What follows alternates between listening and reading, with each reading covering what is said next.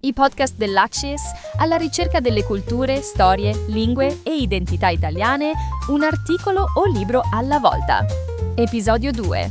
Welcome to the ACIS podcast series. In search of Italian cultures, histories, languages and identities.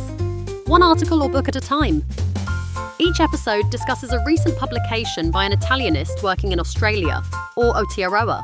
This is episode 2. Ciao a tutte e tutti e benvenuti all'Australasian Center for Italian Studies podcast series. Sono Luca. E io sono Mili. Oggi esploreremo un argomento affascinante che si trova all'incrocio tra la cultura italiana, la demenza e la musicoterapia. That sounds intriguing, Mili. What exactly will we be diving into today? We'll be discussing a research article titled Ko Musikiamo, First Language, Life Soundtracks and Storytelling to Support the Cultural Well-Being of Migrants Living with Dementia. It explores how music, life storytelling and first language can support the cultural identity and well-being of Italian migrants living with dementia in Australia.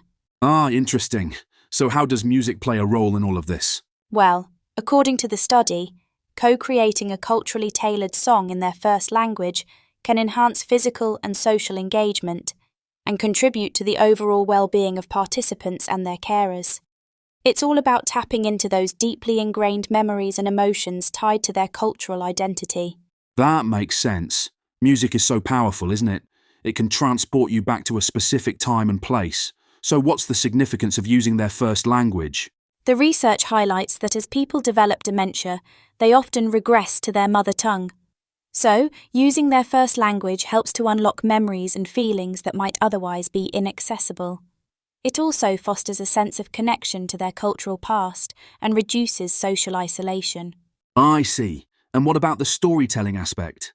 The program utilises the sharing of life history, incorporating autobiographic memory, ipsissima verba, the precise words participants employ repeatedly, and ipsissima fabula, the particular stories participants narrate frequently. And how does this program contribute to their overall well-being? It supports a relationship-centred approach to dementia care, drawing on narrative theory, anthropological notions of personhood, and Bonenzon's notion of sound identity.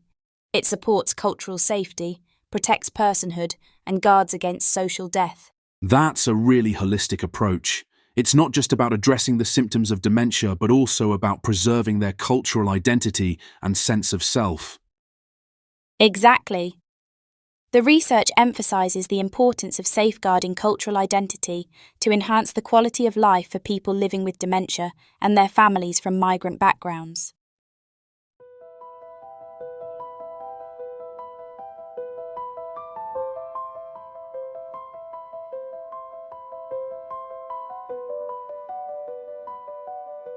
We find this project so interesting that we have asked one of its authors, Dr. Simone Marino from Edith Cowan University, to join us and tell us more about this project. Ciao Simone, come va? Salve a tutti e grazie per avermi invitato. So Simone, can you please give us a personal take on how it feels to unlock people's incredible memories and experiences through music? It's profoundly moving.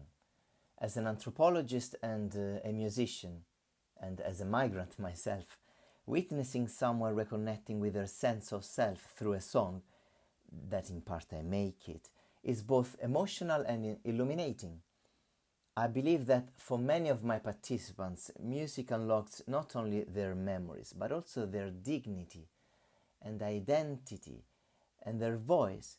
So suddenly someone who was silent begins to sing a childhood canzone popolare, for example, or recounts a story through a gesture. It's not just recollection, it's a reanimation of their presence. And in fact, anima, which is the soul, what is being evoked is not only in part memory, but the very essence of the person. In these moments, the past does not simply return, but it coexists with the present, allowing the person to emerge again in relation. So this is a shared act of presence-making, a way of co-narrating their essence through sounds, gestures, and so on. We are not only retrieving one's memory, therefore, but trying to return their presence. Thank you, Simone. That's fascinating and moving. We appreciate you telling us about your own experience. Would you be able to share with us a minute or so of some of the music you co-performed with the participants?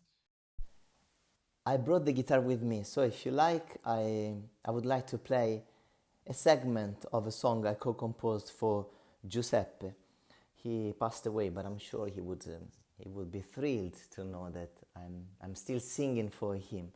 The song is in Calabrian language, the region of my parents and grandparents. And many of the words have been taken from him. Nasci e cresci a paese superiore, lo più bello paese dell'Italia, ma non voleva fare o zappatore, e giovane domende all'Australia. Io mi chiamo Giuseppe Sasà, da 20 anni che sogno che all'Australia mi chiamano Joe, ma resto sempre Peppe Sasà. And so on, and so on. That's for you, Giuseppe. Wonderful. Thanks so much, Simone. A big thanks from me too, Simone. This is such important research. È stato molto interessante. Grazie a tutti, è stato un piacere. A presto. This is all we have for this episode. Thanks to Simone Marino and Loretta Baldassar, co-authors of the article that was published last year in the Journal of Intercultural Studies. And thanks to our listeners for tuning into this episode of the Australasian Centre for Italian Studies podcast series. Alla prossima. Arrivederci. This series is produced by the Australasian Centre for Italian Studies using a Gen AI platform. The hosts' voices are artificial, while the authors are original. The episodes are edited by Andrea Rizzi, with the assistance and approval of the authors responsible for the research discussed in each episode. If you would like to contribute, please write to admin@acis.org.au.